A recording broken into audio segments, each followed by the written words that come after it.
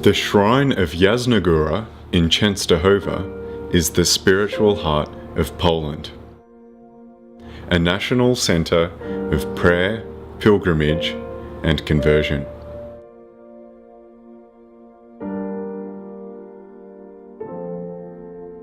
I w przekonaniu, że dla chrześcijanina nie ma sytuacji bez wyjść.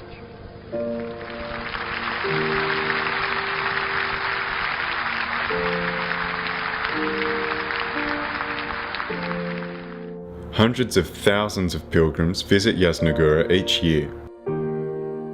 Among them, great saints and great popes. This place has witnessed thousands of miracles.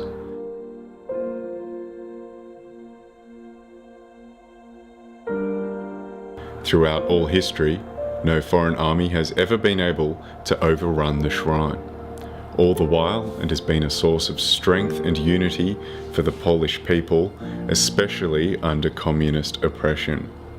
But what is it that really makes Jasna Gora such a special place? Is it the history and the culture? Is it the crowds and the miracles? What keeps drawing people back year after year? Or is the question not what, but who?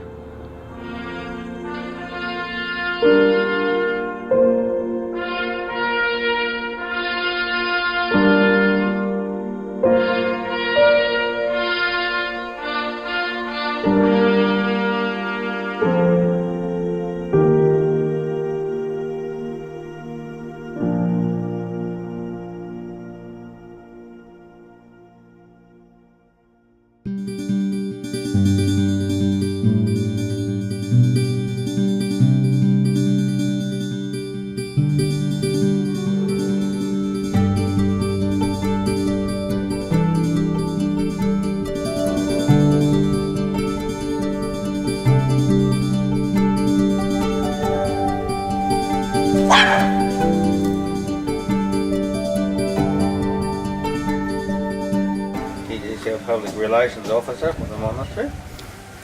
Well, Penrose Park is the mother house of the Order of St Paul I Hermit. It was the first shrine that was established in Australia, and Marian Valley was the second one. We have two shrines in Australia, and basically a shrine is a place of pilgrimage where people can come, and if you like, it's to get a booster of the faith. It's like you go to the doctor and you get a little bit of a booster. This is what people come to a shrine for.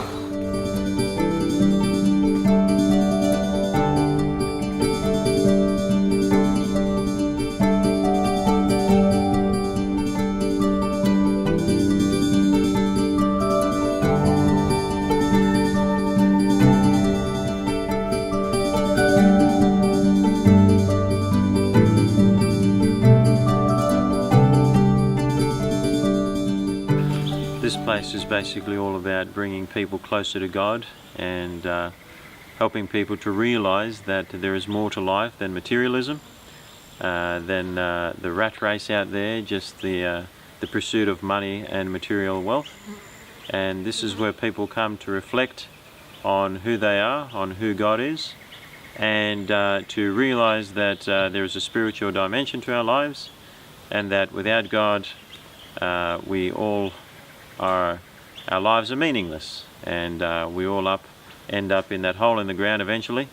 So this place is meant to raise our spiritual awareness of that fact. The memories I have from this place is like peaceful, and it's really beautiful. Then when I come back here, it's like I just want this connection with Jesus, and I know I'm gonna really find it, even if I can find it everywhere also. I found that this place you can really be connected with Jesus. I felt a little bit challenged myself because we got a pretty strong homily from the priest, and I was asking Jesus for forgiveness. She's there to help us. Do we ask her? Do we think about her? Probably not. We need to be reminded.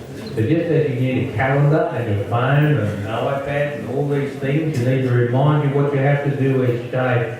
We also need reminders to turn to Our Lady as help of Christian Door. We'll come to a day like this and say, yes, I'm going to do that, or you'll forget about it by tomorrow afternoon when you really need to.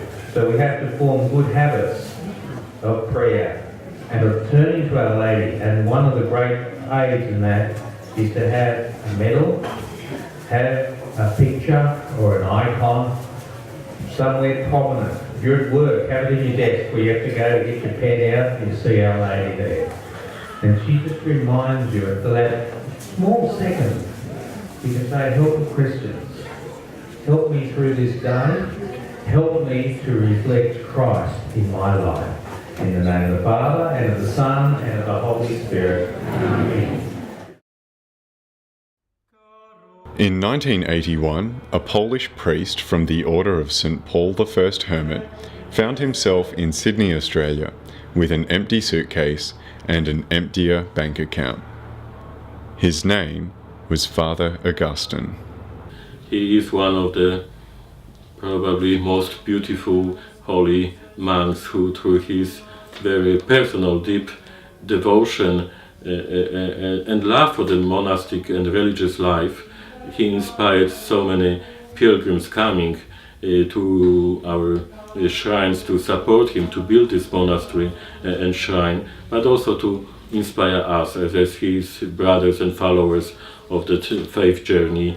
When I first came up and saw Father Augustine, my enduring memories of him, he was emptying the septic tank at Penrose Park with his clerical collar, emptying out the septic tank, and I said, Father, you got some of the other members of the community to do that? And he says, no, this is a superior's job, to do the worst job in the monastery. The superior would do that. And he just appeared a very holy priest, but a very practical priest. He came across as very practical, no nonsense about him. He was a very saintly man. As a child, I went to Penrose Park with my grandmother on the first Saturday with the Polish pilgrims, and he used to be a confessor. My grandmother was worried because he was Polish and I didn't really speak Polish at that stage. And his confessions even then were an amazing thing. And I remember when I was 10, he said to me, when I was with the ladies there, that I would leave Australia and I would join the Pauline Order. And I emphatically said to him at that stage, there's absolutely no way I'm leaving my country to go and join the Pauline Order. 20 years later, lo and behold, I left Australia after World Youth Day, joined the Pauline Order, and he became our confessor and spiritual director at the novitiate over in Poland. So his prophecy, I suppose you could say, actually did come true at that stage, much to my amazement. And we are so grateful to him that he had the courage and faith to come and begin this wonderful job. Within a year of arriving in Australia, Father Augustine was invited by Bishop Murray of Wollongong to reopen St Francis Saviour's Church in Berrima, which had been shut for more than 10 years.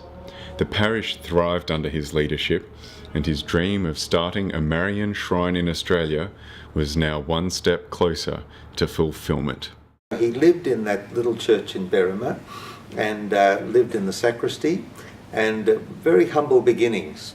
And of course, once they got the property at Penrose Park, and I think that was in Bishop Murray's time, and the humble little area where it's now a shed at the back, before you come onto the main property of the shrine, it was the humble beginnings. And I understand Bishop Murray ordained one of the priests in that temporary accommodation there. He set the ball rolling and established the monastery, and the story has unfolded from there. But obviously he laid a strong and good foundation.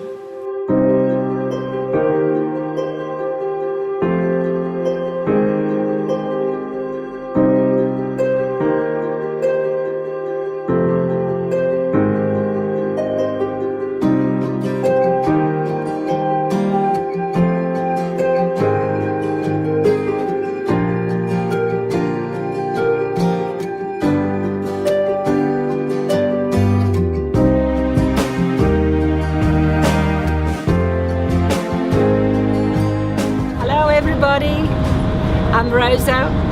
I organised the bus for Berrima, which I've been doing it for 26 years, and I love it so much. Every time I go, something different happens. You always got something in you to look forward to. You always bring plenty of graces back home, and a lot of things that your heart feel, that you feel so good when you're coming back from Berrima. And when people ask you to pray for me, you pray for them, and you feel that you've done something to help these people. And I love doing it because it's all for the glory of God. And the Mother of God, I know she loves it, and she loves us.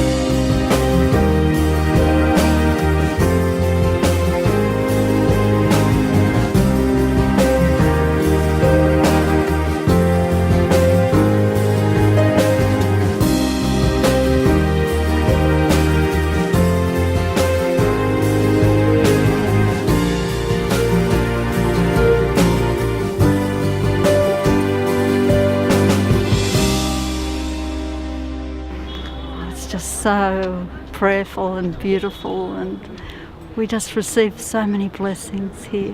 Well, one of our sons is now a priest because he, yes, Our Lady got him. He was a big party rager. And Our Lady got him, and he couldn't say no.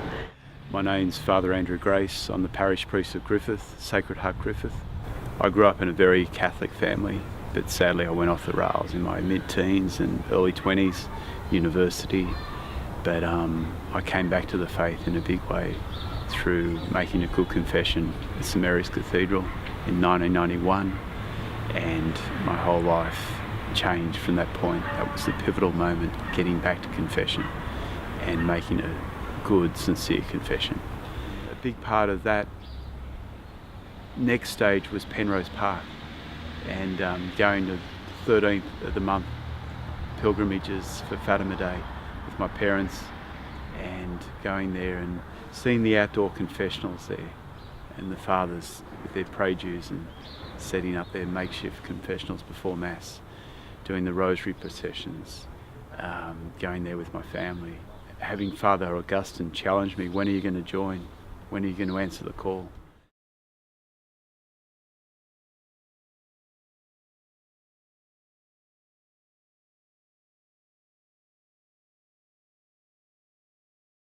Ubi caritas et amor Deus vivi est, congregavit nos in unum Christi amor.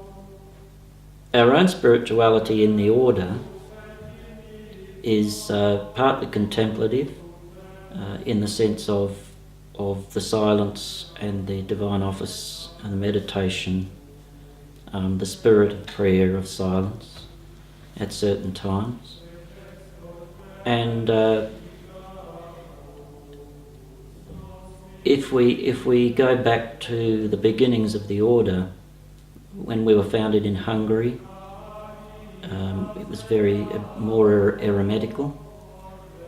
Then when our group of monks went to Poland in 1382, and we were given this icon of the Black Madonna, and people started coming on pilgrimage. This was perhaps an important aspect to think about when we think about the spirituality of our order, that this came as a gift, as it were, almost from the hands of God, and the people began to come on pilgrimage. It wasn't like we put up big signs outside. They started coming. And they were the ones that indicated what our order was being called to by being given the presence of this icon in our order. Reason why I joined this religious order, because from my observation, I look at this Pauline Fathers. They got a real Marian spirituality. That's why I joined this order. Mary always provide our good Lord. That's my focus. That's my vocation. That's always I look at. In the good times and the bad times, Mary is the center of my vocation. Secula per infinita, seculorum.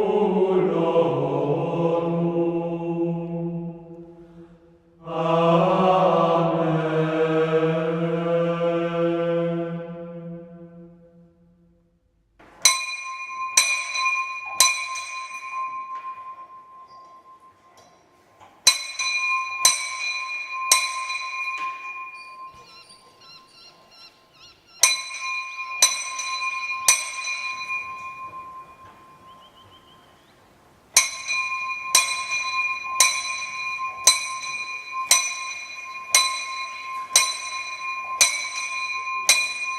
The ora et labora, the prayer and work, that's the essence of everything we do. And then it has spiritual repercussions that go all over the world and even into eternity for the souls in purgatory and so forth. So we have morning prayer, which is the breviary. Get up at 6 in the morning, we have breviary at 6:30. Then we have Holy Mass at 9, together with the Rosary. And then just during the day there's phone calls, there's administration, there's looking after Mass intentions, there's exposition of the Blessed Sacrament, then reposition of the Blessed Sacrament, meditation in front of the Blessed Sacrament, and often people come here for spiritual direction, help, talks. Each day is something new, something different. It depends always on who comes here and what they want. And so each day is a different spiritual entity.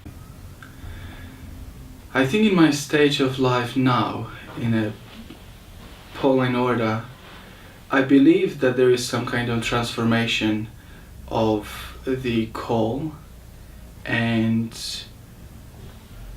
more you are actually in the order, it is like you discover more and more about your life and what you're doing. And it's not so much what I like and what I'm doing, but more and more about my personal relationship with Jesus. And that's something which I actually discover this more and more in my life, that he actually doesn't want not so much my work, but he wants me. And that's the Pauline order, being, solus cum Deo solo, being with God alone, and trying to fill my heart with him, that later on he can actually use me or work through me and giving the gifts to others. That's what I like the most in our order, that I really have to strive to be with him.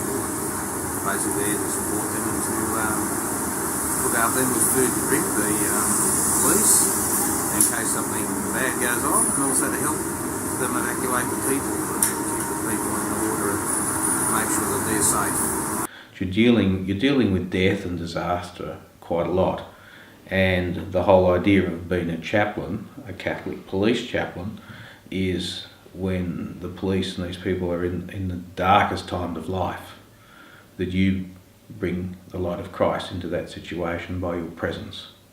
It's a little bit incarnational. You don't have to say or do much, but your presence there, you are bringing Christ into that situation. Father Kahamba, as a police chaplain, looks after spiritual needs of police, but sometimes he also has to help in different roles to feed them and bring a lot of food to support them in their duties.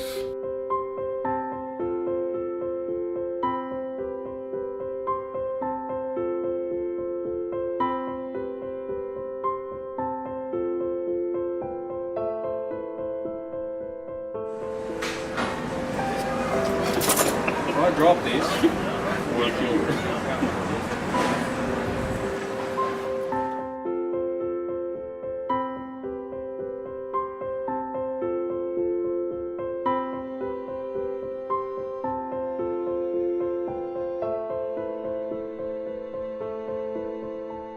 Well, one of my favourite, of course, as a New South Wales Police Chaplain, in uniform. And then we have the National Police Remembrance Day that we do every year to honour and pray for police that have lost their lives on the course of duty. We have a march, and this was our last march through the cities, and then we have a church service which I was able to preside at there with the Commissioner.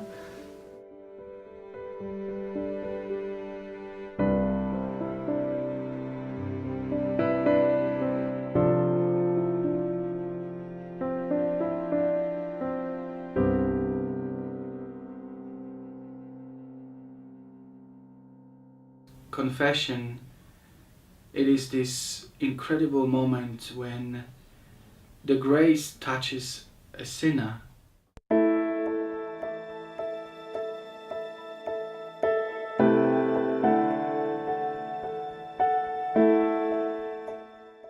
I would say the biggest things for me are the confessions of people that have not been to confessions for years and have had multiple grave sins like abortion and so forth, that just will not go to a church, but when they come here they just move to go to confession.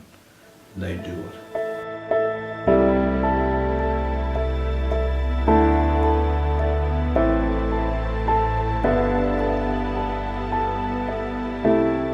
That's the real miracle. There's other extraordinary ones that happen at the place, but that's just amazing to be there and see people go and line up and wait out in the sun and go to confessions, and people that haven't been for years and come back to the church, that have been away from the church for years. In our constitutions it talks about one of the special callings of the priests of the order is to the sacrament of reconciliation, to minister to the pilgrims, and that's certainly been something that I've felt a great experienced a great gift of grace from the pilgrims in to be able to share their journeys. When John Paul II in 1983 he came to Jasna Gora, and he said beautiful words, because Jasna Gora is a place called like a confessional of nation. Then he said that the Pauline Fathers, they must be they must reflect the merciful love of the Father.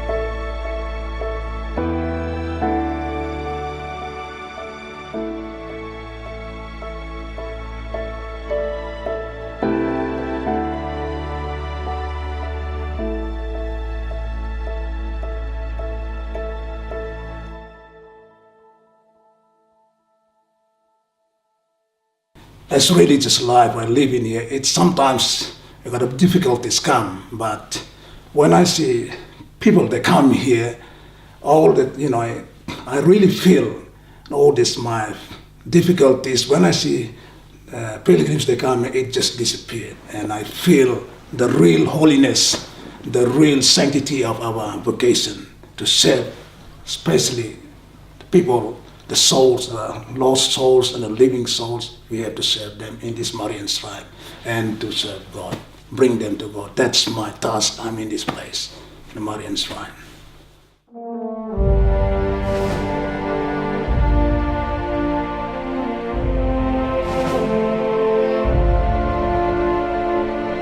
When I sit in my bed at night before I go to sleep, I think about what I've done for the day and what I've achieved or what I haven't achieved, what I've yet to achieve. But at the end of the day, it's not the sort of joy that you've just won the lottery where it's momentary, it just comes, but once the money's spent you are sad again because you're looking once more.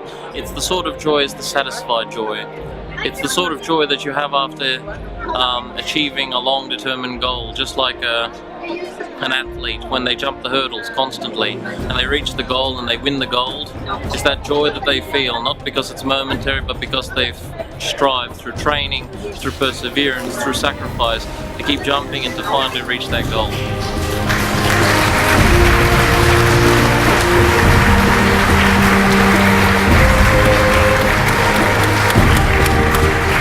But each day I keep striving to be a better man, to be a better religious, be a better priest now, and to deepen that relationship with God. And I truly feel His presence in everything I do, everything I've achieved, and today's just been a pivotal climax point for me in my goal, in my journey.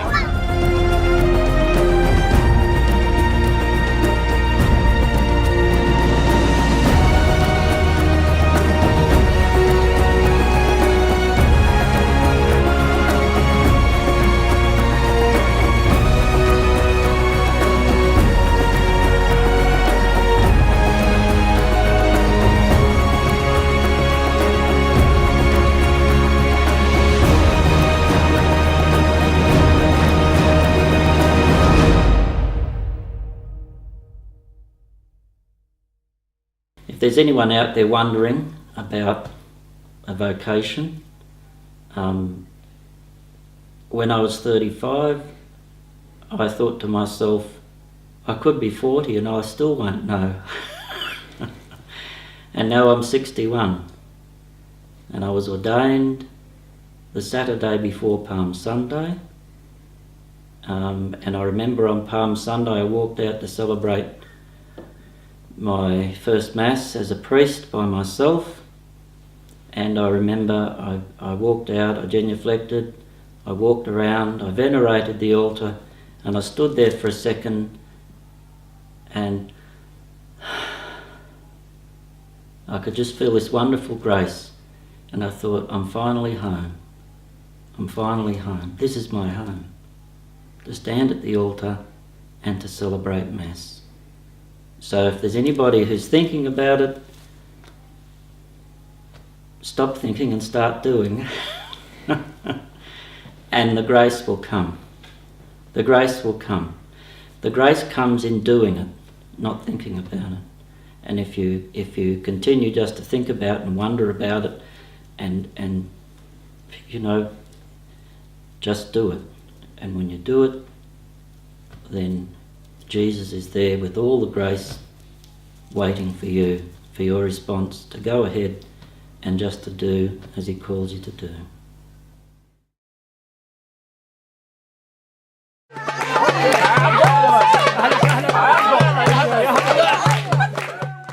I remember at Christmas time this year there was a family who came especially to Penrose Park to get their baby blessed for the first time because of the special nature of the shrine there. This sort of family attitude and this promotion of family brings joy not only to us, I think, but to all of the pilgrims who come. And you can stand there at the gates, and we stand there and wave to the pilgrims as they're leaving and giving them our blessing, and all of them are smiling. All of them have had, it's a tiring day of prayer, it really is, but they've all been uplifted somehow. And I think that uplifting moment, that extraordinary call and the joy on their faces is something which really makes us want to work more, that really makes us want to be there for the people, and it really makes us proud to be Pauline Fathers. On more than one occasion, it's been the person who didn't even intend to come, and somewhere in the journey of pilgrimage, there's a transformation of grace that happens in their hearts. So there's conversions, but we have had some healings here, which have been quite remarkable. But for me, it's certainly the conversion of spirit. People just come back to the church. People that have just been anti-Catholic for years and end up being here every Sunday. Just amazing, and they will travel to get here. Well, I think the important message is that how much devotion to the Holy Mother of God is integral to Catholic faith and culture. And here is a particular expression that's come to us from Poland and through the Pauline Fathers and Brothers, and but it's within the mainstream of Catholic life and Catholic devotion to the Mother of God. The Marian spirituality, Marian devotion, I'm real, that's my royal road to heaven.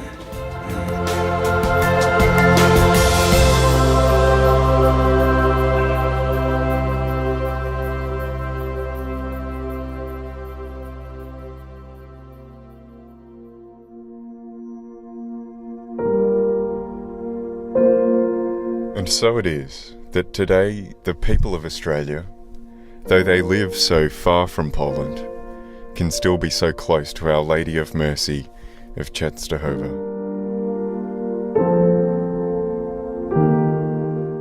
This is the gift of the Pauline Fathers to Australia. And it is especially the gift of Father Augustine, who so courageously travelled here all those years ago.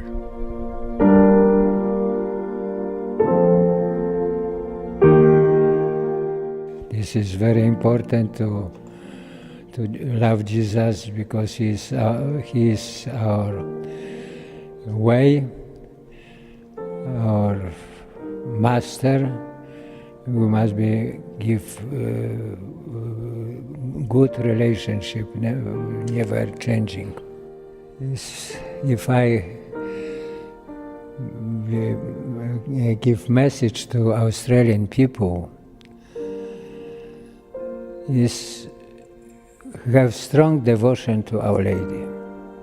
This is for me, and for that people must keep this way.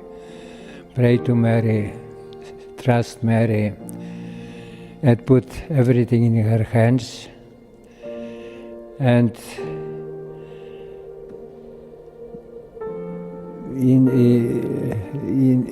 imitate her